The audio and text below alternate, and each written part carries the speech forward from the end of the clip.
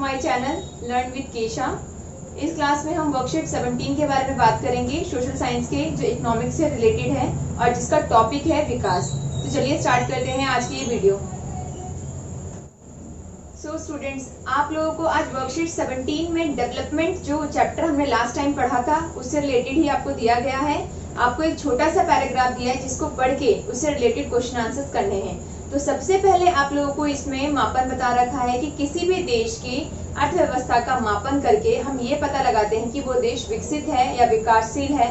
तो इसका मापन करने के लिए हम उस देश की आय को इसका साधन मानते हैं। तो आप देखेंगे किसी भी देश में लोगों की जो आय है या आमदनी है उससे ये पता लगाया जाता है कि देश विकसित है या विकासशील है, यानी अर्थव्यवस्था का कितना डेवलपमेंट हो रहा है। इसके बाद आप लोगों को इसमें दे रखा है कि जिन देशों की कुल आय ज्यादा होती है वो देश विकसित माना जाता है और जिन देशों की कुल आय कम होती है वो विकासशील माने जाते हैं। लेकिन आप देखेंगे इसके लिए हम कुल राष्ट्रीय आय से तुलना नहीं कर सकते।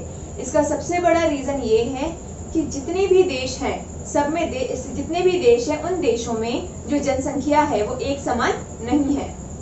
किसी देश की जनसंख्या ज्यादा है, किसी देश की जनसंख्या कम है, जिसकी वजह से प्रति व्यक्ति आय भी कम और ज्यादा होते रहते हैं। तो इस वजह से आप देखेंगे कुल राष्ट्रीय आय से हम किसी भी देश की आर्थिक व्यवस्था का कि वो देश डेवलप कर रहा है, विकासशील है, विकसित है, इसका पता पूर्ण रूप से नहीं लगा सकते। इसके बाद आप लोगों को इसमें दिया गया है औसत आय के बारे में। तो आप देखेंगे प्रति व्यक्ति आय को ही हम औसत आय कहते हैं, यानी एक व्यक्ति की जो इनकम होती है उसको हम दूसरे शब्दों में औसत आय भी कहते हैं, जिसको निकालने के लिए आपको इसमें दिया भी गया है कि कुल आय को अगर जनसंख्या से हम भाग कर देते हैं, यानी किसी भी देश में जितना अर्न किया जा रहा है उस कुल इनकम को उस देश की कुल पॉपुलेशन से, कुल जनसंख्या से अगर डिवाइड कर दिया जाए, भाग दे दिया जाए, तो हमें उस देश की औसत आय का पता चल जाता है। और आप देखेंगे इस अनुच्छेद में आपको आगे ये भी दिया गया है कि विश्व बैंक की जो विकास रिपोर्ट है उस विकास रिपोर्ट में भी औसत आय को ही आधार मानकर किसी भी देश के बारे में ये पता लगाया जाता है कि वो देश विकसित है, विकासशील है, या उस देश का कितना डेवलपमेंट ओवरऑल हो रहा है या नहीं हो रहा।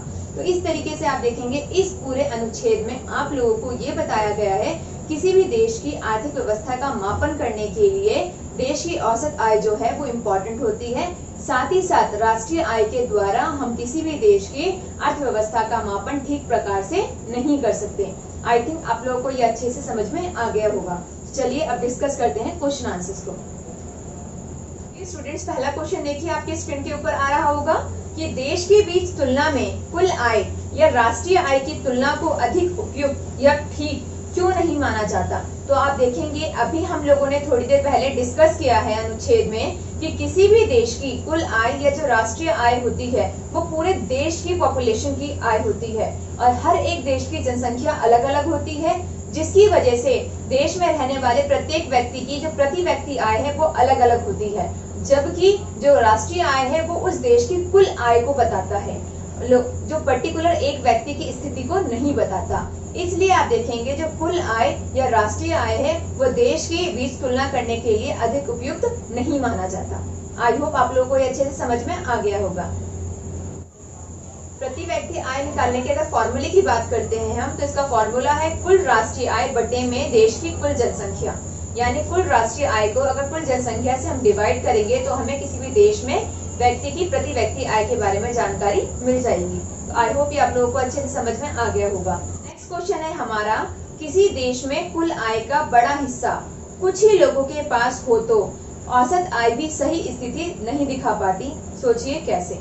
तो आप देखेंगे किसी भी देश में जनसंख्या में एक आय का बहुत बड़ा अमाउंट कुछ ही लोगों के हाथ में हो तो उससे हमें उस देश में लोगों के आय के बारे में सही जानकारी नहीं प्राप्त होती। इसका रीजन ये है कि आय का एक बड़ा जो भाग है वो कुछ ही लोगों के पास है, इसकी वजह से हमें प्रति व्यक्ति आय के बारे में जानकारी नहीं मिल पाती। यहाँ पर हम दो देशों का एग्जाम्पल ले सकते हैं ताकि आपको ये अच्छे से समझ में आए।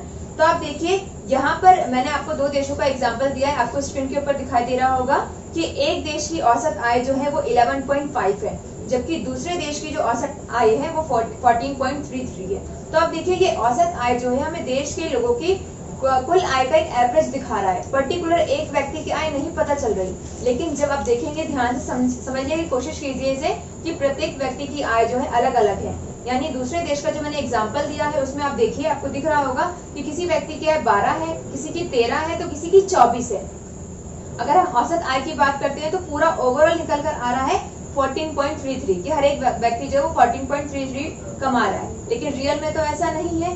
इसलिए आप देखोगे कि औसत आय से हम देश में जो व्यक्ति की जो एक्चुअल में आय है उसके बारे में जानकारी प्राप्त नहीं कर पाते। आई होप आप लोगों को ये अच्छे से समझ में आ गया होगा।